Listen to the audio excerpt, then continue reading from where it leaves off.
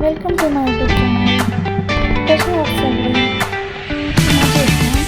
माझे कसं आहे? तर आजच्या व्हिडिओमध्ये मी तुमच्यासोबत जो व्हिडिओ शेअर करणार आहे ते म्हणजे मला खूप दिवसापासून माझं जे मंदिर आहे देवघर ते आवरायचं होतं.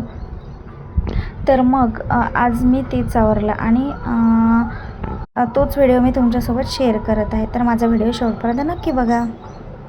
तर माझे म्हणजे जे देव आहे आणि जे देवाचे भांडे आहे तर ते बघा, तुम्ही बघू शकता असे म्हणजे हिरवे झालेले होते. म्हणजे ते मला क्लीन करायचे होते. बघू शकता अशा प्रकारे असे खूप म्हणजे अनक्लीन झालेले होते. ते त्याला क्लीन करायची गरज होती. तर मग तेच करायचं होतं मला. तर ते केलं मी. त्यानंतर मग मी ते पितांबरी पावडर ते घेतलं आणि त्याने सर्व जे देवाचे भांडे आणि म्हणजे जे आपलं संजीपात्र ज्यामध्ये आपण देव वगैरे धुतो आणि ते सगळं दिवा आणि अंजनी वगैरे ज्या सर्व आहे देवाच्या वस्तू, तर त्या सर्व मी वन बाय वन छान मस्त त्याला पितांबरी पावडर लावलं आणि व्यवस्थित छान असं घासून घेतलं त्याला. बघू शकता तुम्ही. मी वन बाय वन सर्व देव आणि देवाच्या वस्तू या सर्व बघा व्यवस्थित त्या पावडरनी सगळं घासून घेतलं. आहे ना की आपण जर म्हणजे देवाची पण तेवढीच क्लिनिंग ठेवली आणि देवघर तेवढंच जर सुंदर ठेवलं तर ते कसं करमणूक वाटते पूर्ण घरात आणि ते दिसायला पण छान दिसतं. आणि ते तर आपण करायलाच पाहिजे. जसं आपण घरात बाकी गोष्टीला इम्पॉर्टन्स देतो तसं आपण देवघर पण आपलं नीट अँड क्लीन ठेवायला पाहिजे आणि ते वेळोवेळी आवरायला पाहिजे, क्लीन करायला पाहिजे. तर ते दिसायला छान दिसतं आणि प्रसन्न वाटतं घरात पूर्ण. तर बघा अशा प्रकारे माझं सगळं म्हणजे मी सगळे देव वगैरे हे सगळं घासून घेतलं. थोडा टाईम लागतो पण तुम्ही बघू शकता की जेव्हा आपण ते घासून घेतो, क्लीन करतो तर ते दिसतं पण तेवढंच चांगलं. त्यानंतर बघा मग माझं सगळं हे म्हणजे मी क्लीन करून घेतलं. तर मग आता मला ते धुवायचं होतं. तर मग मी सगळं म्हणजे पाणी घेतलं आणि ते सगळं जे मी घासून ठेवलेलं होतं ते सगळं छान आरामात एक एक करून सगळं बघा मी असं वॉश करत आहे ते. तर वॉश करायला पण थोडा टाईम जातो पण ते कसं वॉश पण व्यवस्थित करता आलं पाहिजे. नाहीतर मग आपण जर लगेच असं पटापट वॉश करून घेतलं तर त्यावर नाही का असे पाण्याचे डाग पडतात. म्हणून वॉश पण करताना एक एक वस्तू अशी व्यवस्थितपणे वॉश करून घ्यायची जेणेकरून त्यावर पुन्हा डाग नाही राहिले पाहिजे आणि ते दिसायला पण चांगलं दिसते मग. आणि हे देवाच्या भांडे आणि देव म्हणजे यांचं कसं असतं, आपण क्लीन केलं तर ते 15 दिवस म्हणजे चांगलं दिसतं किंवा 1 महिन्यापर्यंत. पण मग पुन्हा ते तसेच्या तसे होऊन जातात आणि पुन्हा आपल्याला त्याची क्लिनिंग करावं लागते. पण मग ते जर आपण असं करत राहिलो तर ते कसं दिसायला पण छान दिसतं ना. पण आपण जर केलंच नाही तर ते आणखी मग सगळं खराब होऊन जातं. म्हणून मग आपण जर असं वरच्यावर करत राहिलं तर ते क्लीन पण लवकर होतं आणि दिसतं पण चांगलं.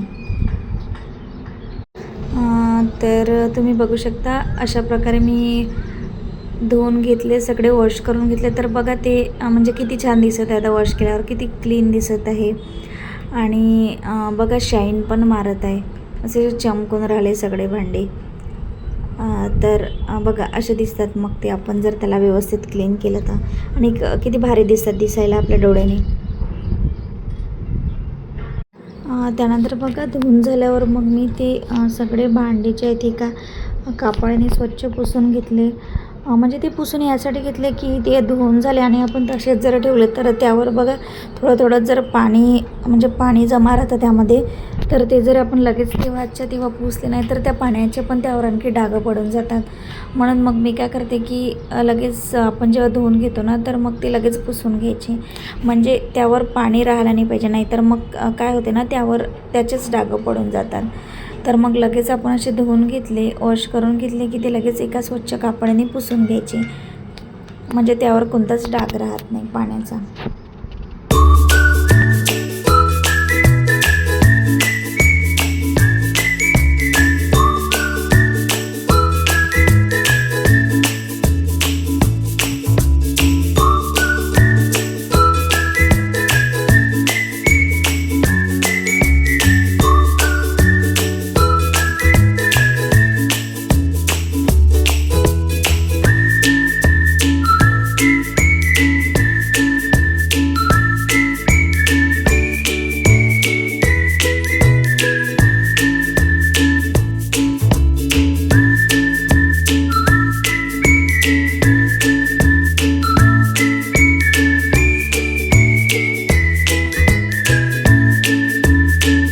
थोडंसं म्हणजे हे तर झालं वॉश करून. त्यानंतर मग मी मंदिर पण आवरायचं होतं म्हणजे मला देवाचं. तर मग मी तिथलं सर्व सामान काढून घेतलं आधी आणि मंदिर एकदा कापडाने व्यवस्थित पुसून घेतलं. आधी जो फोटो वगैरे आहे गणपतीचा फोटो ते व्यवस्थित पुसून घेतलं आणि मग पुन्हा ते सर्व व्यवस्थित ठेवलं. आणि मग तिथे जे मी देव वगैरे घासलेले होते ते ठेवले आणि जे आपले दिवा वगैरे हे सर्व मी तिथे व्यवस्थित ऑर्गनाईज करून ठेवलं. बघू शकता अशा प्रकारे मी सर्व ऑर्गनाईज करून ठेवलं. आणि माझं देवाचं सामान किंवा देव तुम्ही बघू शकता असं फारसं काही नाही आहे, असं मोजकंच आहे थोडंसं. कारण की आता कसं होते ना आपलं म्हणजे जास्त एवढं करणं पण नाही होत, तर मग थोडंच करायचं पण चांगलं व्यवस्थित करायचं. तर म्हणून मग एवढंच सामान आहे माझ्याकडे व पण तेवढेच आहे, जास्त नाही आहे. त्यानंतर बघा म्हणजे जे माझं देवाचं मंदिर आहे त्याच्याखाली जे मी ड्रॉवर केलेले आहे तर त्याच्यामध्ये मी सर्व जे देवाचं सामान आहे ते बघा ऑर्गनाईज करून ठेवलेलं आहे. तर मी माझ्या एका आधीच्या व्हिडिओमध्ये तुम्हाला दाखवलेलं आहे की मी म्हणजे जे खालचे ड्रॉवर आहे त्यामध्ये मी माझं देवाचं सामान कसं ऑर्गनाईज करून ठेवलेलं आहे.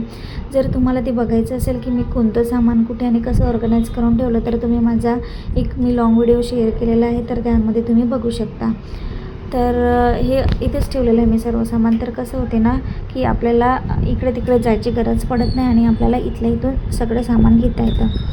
तर बघा माझं अशा प्रकारे सर्व हे ठेवून झालं. मंदिर पण आवरून झालं आणि देव पण धुवून झालेलेच होते आधी. त्यानंतर मग आता मला दिवाबत्ती करायची होती. तर मग मी म्हणजे दिवा लावून घेतला. तर बघा दिवा लावायसाठी मी वाती म्हणजे तुम्हाला सांगितलेलं आधीच्या व्हिडिओमध्ये ते मी सर्व ड्रॉवरमध्ये ठेवलेलं आहे.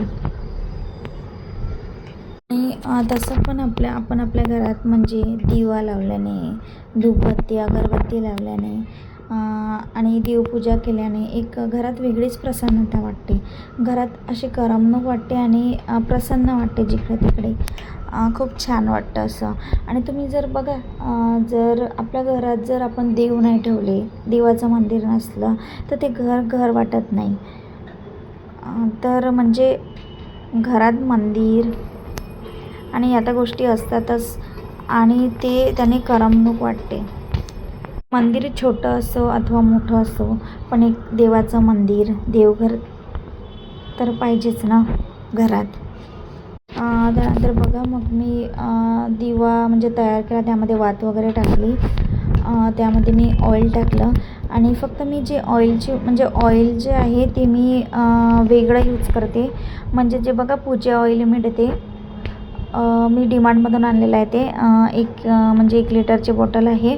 चांगलं आहे बघा ते. त्याने म्हणजे ते जेव्हा आपण दिव्यात टाकतो तर त्याचा नाही का असा म्हणजे डाग वगैरे नाही पडत जास्त. जे आपण नॉर्मल जे सोयाबीन वगैरे तेल असते ते जर टाकलं तर बघा ते कसं असं खूप चिकट होतात. तर हे जर टाकलं तर याने असं जास्त चिकट पण नाही होत आणि स्पेशल हे पूजा ऑइल आहे तर चांगलं आहे हे.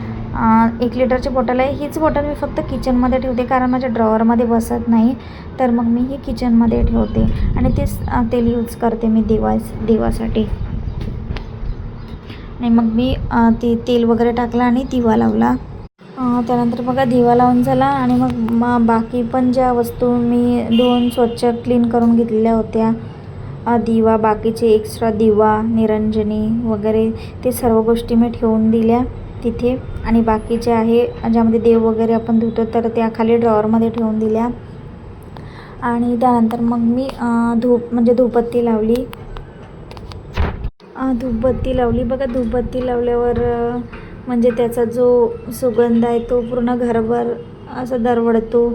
तर ते म्हणजे खूप छान वाटतं, खूप असं प्रसन्न वाटतं तेव्हा घरात. असं वाटतं की हे दिवसभर असंच चालू राहावं, म्हणजे जो धूप आपण लावतो तो दिवसभर असाच चालू राहावा असं वाटतं. वेगळीच करमणूक वाटते घरात. आणि बघा त्यानंतर धूप लावून झालं, धूपबत्ती लावली. त्यानंतर मग मी एक छोटीशी रांगोळी काढली देवाजवळ. मी छोटीच रांगोळी काढते इथे कारण कसं ते म्हणजे श्रीव येत राहतो तिथे आणि तो मग तिथे हे करतो मस्ती चालूच असते त्याची. तर मग मी काय करते, अशी छोटीच रांगोळी काढते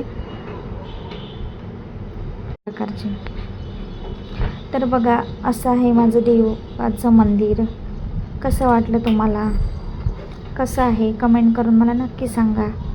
जसं ऑर्गनाईज करून ठेवलं, तर ते ऑर्गनाईज केलेलं तुम्हाला आवडलं का? तुम्ही पण असंच ऑर्गनाईज करता का?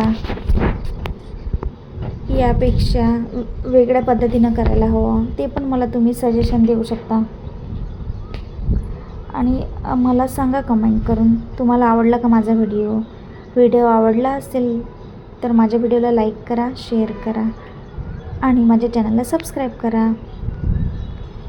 तोपर्यंत बाय, भेटूया पुन्हा नवीन व्हिडिओमध्ये. Thank you. Take care. Have a good day.